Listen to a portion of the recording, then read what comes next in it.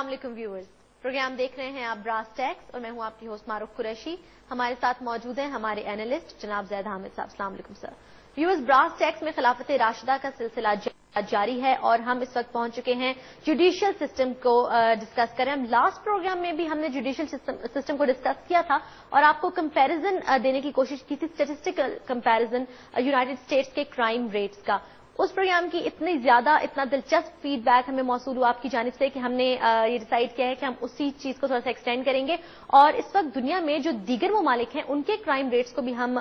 उनका एक एनालिसिस लेंगे और आपको आइडिया हो जाएगा इनफैक्ट कि जैसे मैं ज़ैद साहब से कही थी कि हिस्ट्री पढ़ने की हमें जरूरत नहीं है, हम सिर्फ उन स्टैटिस्टिक्स को ही देखें तो हमें उनकी जो मईशत है, उनके जो खदोखाल है और उसका जो खुसूसन उनका जो जुडिशियल सिस्टम है उसके खदोखाल हमारे सामने नुमाया हो जाएंगे। तो ज़ैद साहब से कहते हैं कि प्लीज आज का प्रोग्राम शुरू कीजिए। देखिए मारो,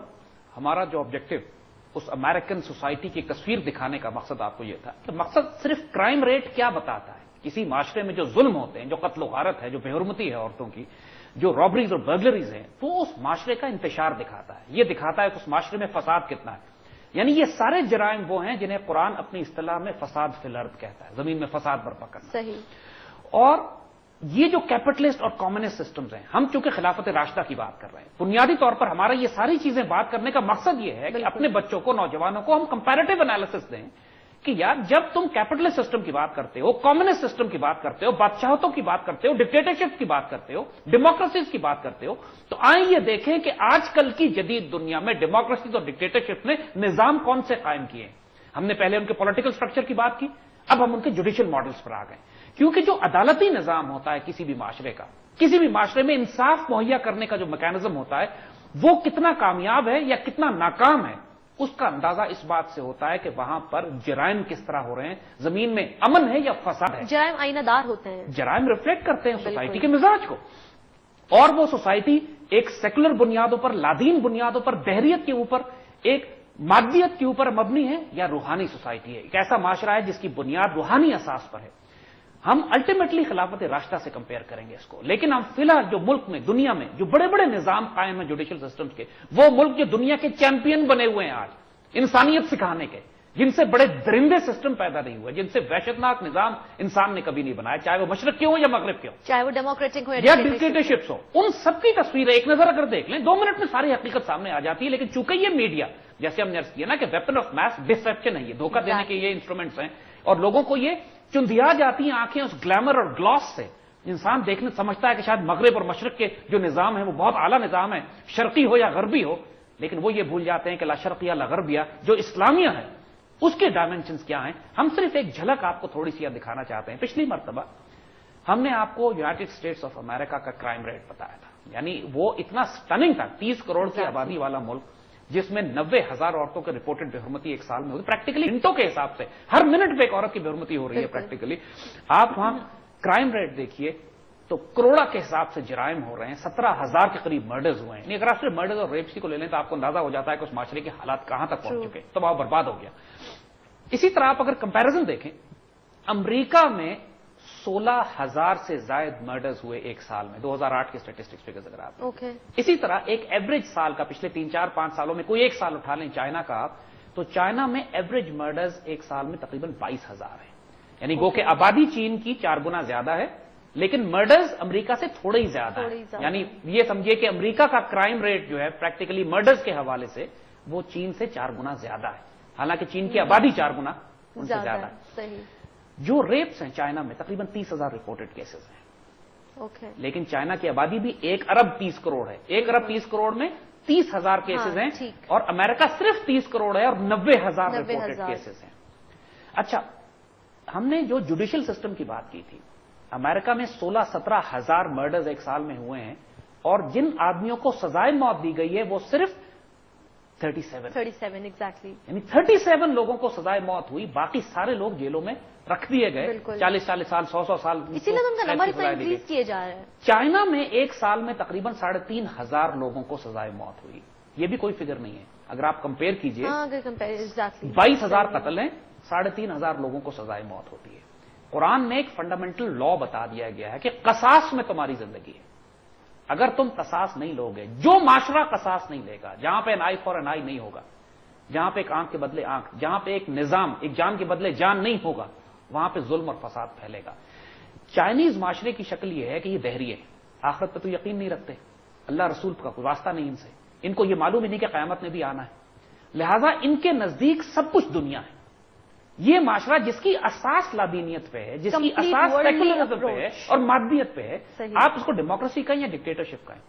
یہ ڈکٹیٹرشپ کمیونسٹ نظام جو قائم کیا گیا ہے، اس میں کوئی کانسیپٹ نہیں ہے اس بات کا کہ اللہ رسول بھی ہے، آخرت بھی ہے، انسان کو نیک اعمال کرنے چاہیے، اچھائی کرنی چاہیے، لہذا جتنے مرضی سخت قوانین آپ بنا لیں، چائنیز نے بڑے سخت قوانین بنائے، اس کے باوجود کرائم بڑھتا ہی چلا جا رہا ہے، اور اس بات کے باوجود کہ امریکہ سے کم ہے، تقریباً 3-4 گنا کم ہے امریکہ سے، لیکن پھر بھی اپنے ریشو میں لیکن اپنے حساب سے ہی اب اس کو دیکھیے، ایک ملک ہو جس میں 22-24 ہزار آدمی قتل کر دیے جاتے ہوں، 40-50 ہزار عورتیں بے-حرمت ہوتی ہوں، پھر لاکھوں رابریز اور ڈکیتیاں، کروڑوں میں ان کا فگر بھی جا رہا ہے جرائم کا۔ یہ نہیں ہے کہ چائنا میں جرم نہیں ہو رہے ہیں، حالانکہ شدید ترین سزائیں لگاتے ہیں، مگر چونکہ ان کا سسٹم بھی اسی طریقے سے، انہوں نے 3-3.5 ہزار ایک سال میں قتل تو کر دیے لوگ، مگر جس انداز سے قتل ہو رہا ہے وہاں پہ، جس انداز سے مرڈرز پھیل رہے ہیں اس معاشرے میں، جہاں پہ تقسیم ہے دولت کی اور جو ایک ہوپلیسنس اور جو وہاں پہ ڈیسپریشن ہے لوگوں میں، قتل اسی وقت ہوتے ہیں جب معاشرے میں اندر ایک اور بے حرمتیاں اس وقت ہوتی ہیں جب معاشرہ ایک بالکل بے اطمینانی کا شکار ہو اور جوڈیشل سسٹم ڈیلیور نہیں کر پا رہا، اور یہ بالکل کلیئر ہو گیا کہ تمام تر سختی کے باوجود یہ کمیونسٹ سسٹم بھی ڈیلیور نہیں کر پایا۔ آئیے اب ہم تیسری طرف چلتے ہیں، ہم جا کے روس کی مثال لیتے ہیں۔ روس کی آبادی بھی تقریباً 14 کروڑ کے قریب ہے، 14 کروڑ نہیں، پاکستان سے تھوڑی سی کم،